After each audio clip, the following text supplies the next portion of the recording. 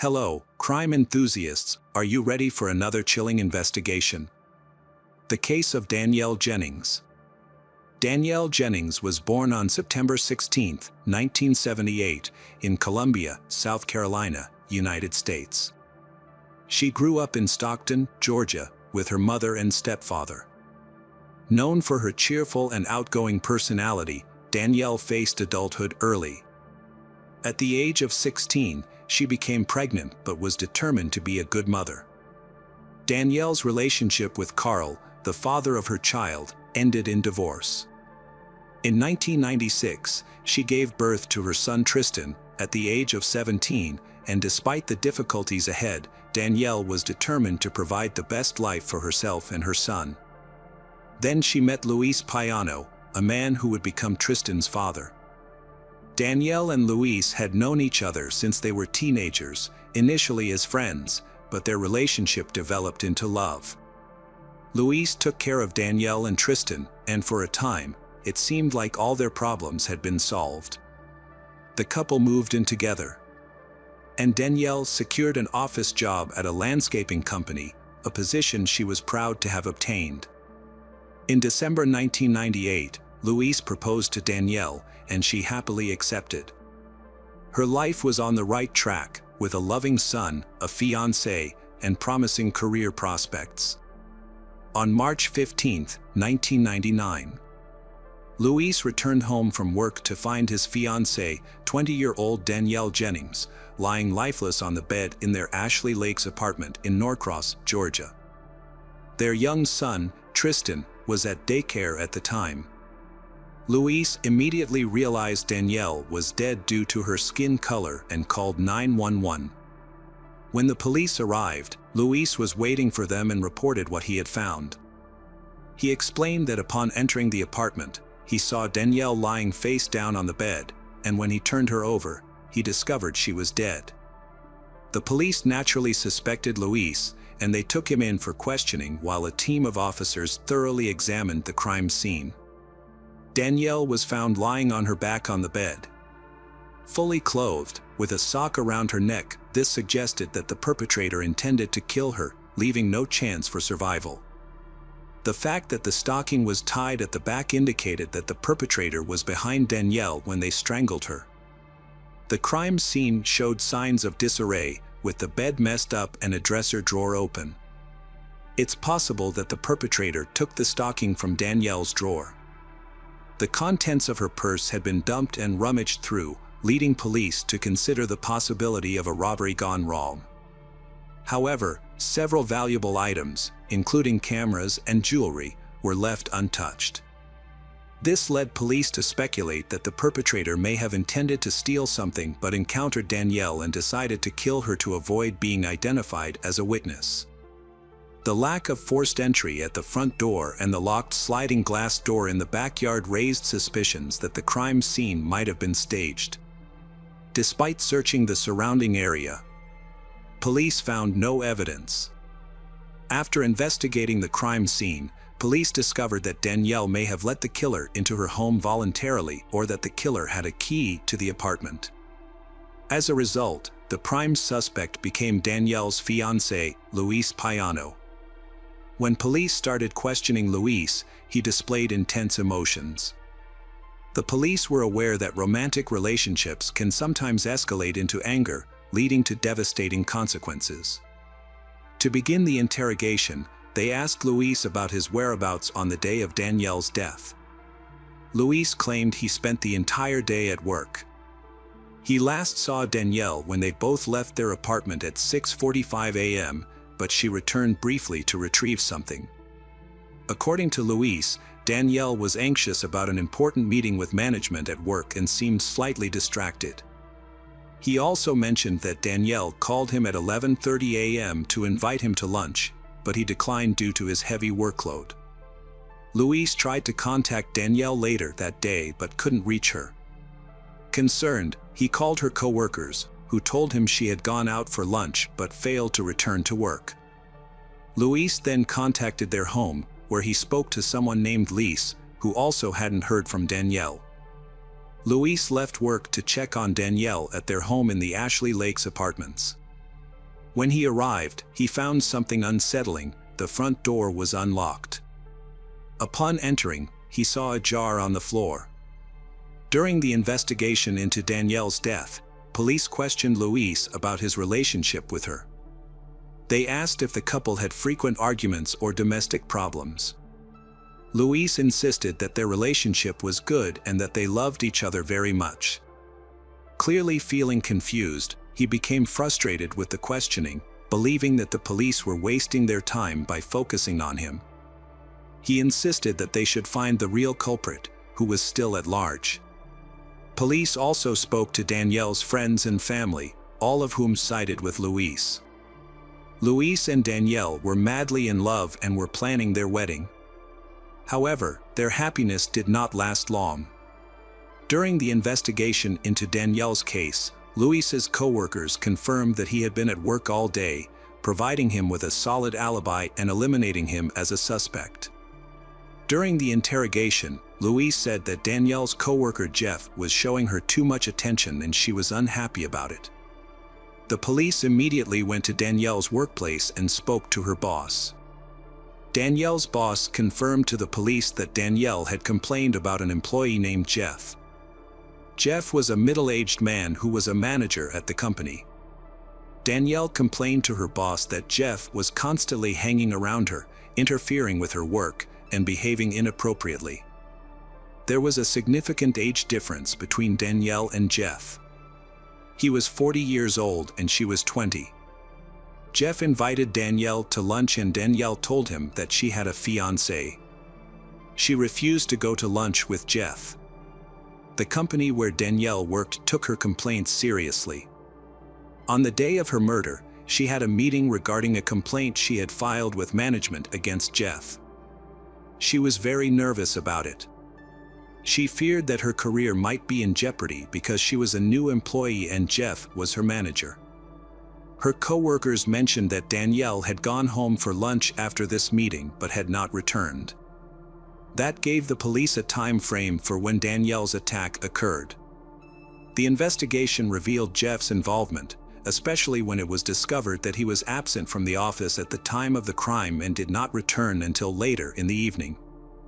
Police focused on Jeff as a suspect, possibly following Danielle home and attacking her when she opened the door, which would explain the lack of signs of entry.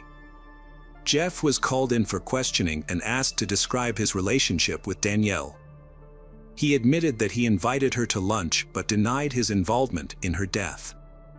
Jeff didn't deny liking her, however, he claimed he had not behaved inappropriately towards Danielle and was surprised when she filed a complaint against him.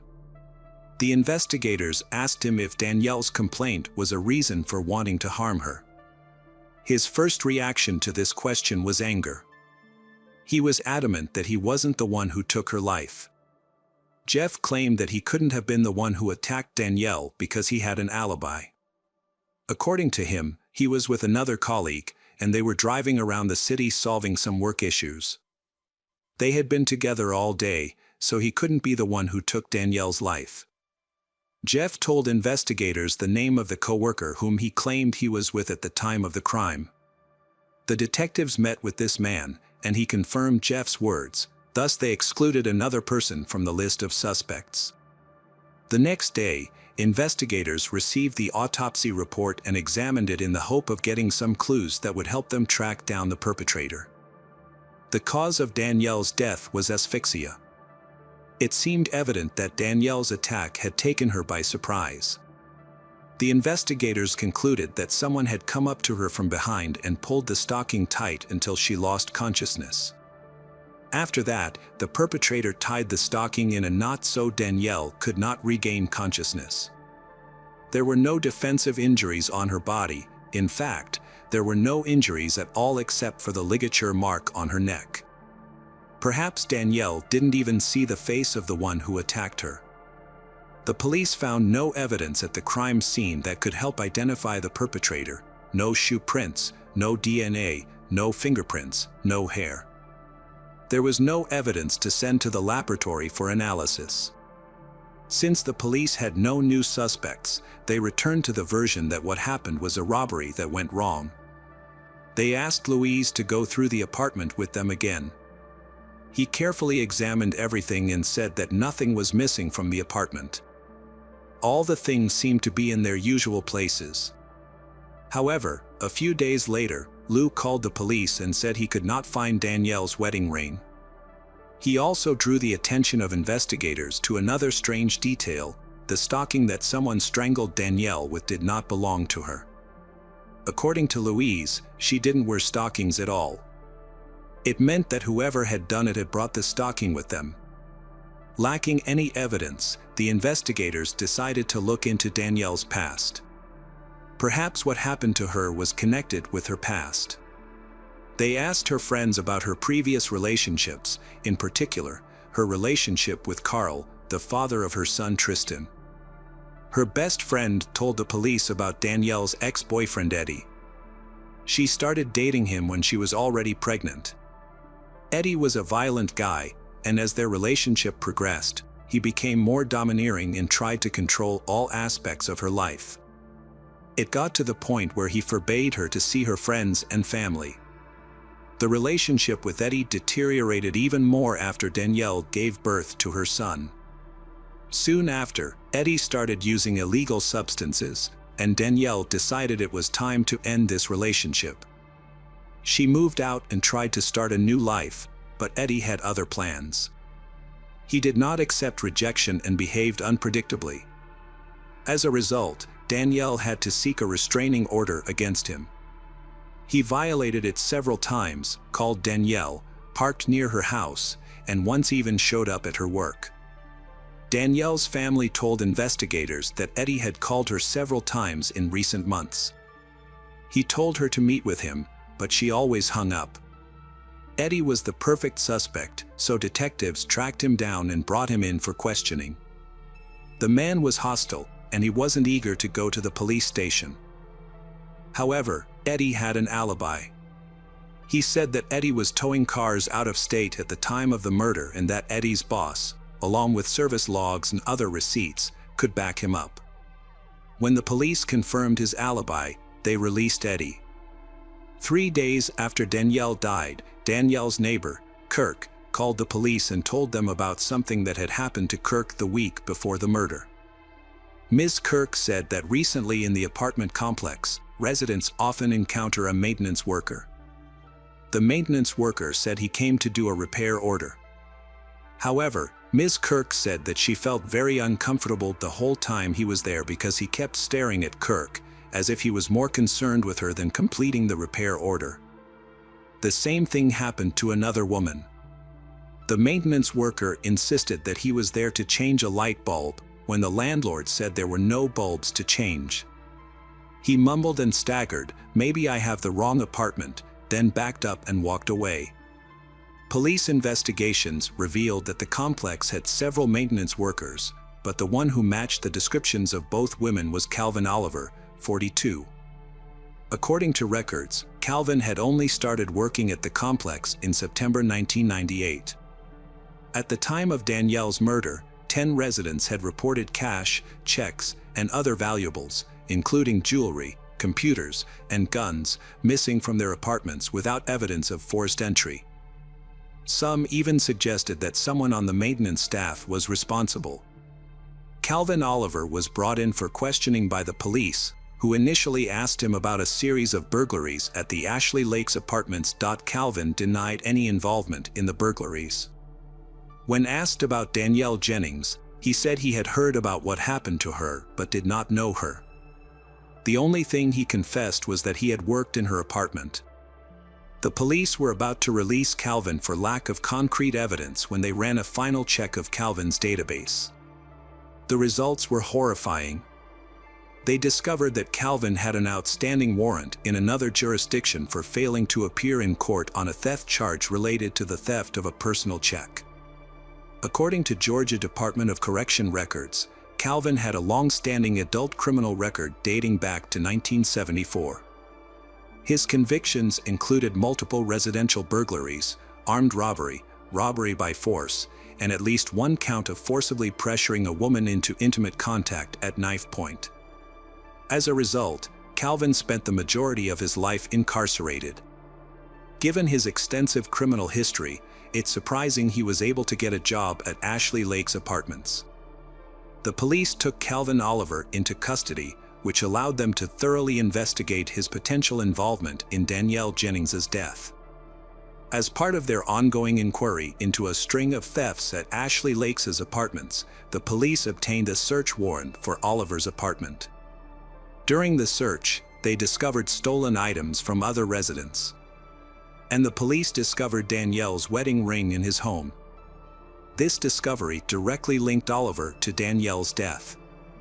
When the police questioned him about the wedding ring, Calvin claimed that he had stolen it about 3 weeks before Danielle's death. However, this claim was proven false. Calvin became a suspect and refused to cooperate with police after being caught lying. At trial, the prosecution argued that Calvin killed Danielle after she caught him breaking into her home. After a 5-day trial that ended on October 13, 2000, the jury returned a guilty verdict on all counts. As a result, Calvin Oliver received a life sentence for the murder of Danielle Jennings and an additional 20 years for the burglary. A subsequent investigation revealed that Ashley Lake Apartments management knew about Calvin's history of run-ins with the law and his lengthy criminal record. Despite this knowledge, they failed to conduct thorough background checks and failed to warn other residents when a series of burglaries occurred. When these facts came to light, Danielle's family filed a lawsuit against Ashley Lake Apartments that they argue that the evidence demonstrates a reckless disregard for the safety of others. After a trial, a jury returned a verdict of more than $13 million for Danielle's wrongful death. The complex's key policy was also flawed, prosecutors said. Employees had access to house keys, and the lockboxes containing keys to the complex's 240 apartments were often left unsecured. Calvin Oliver is now serving a life sentence in prison.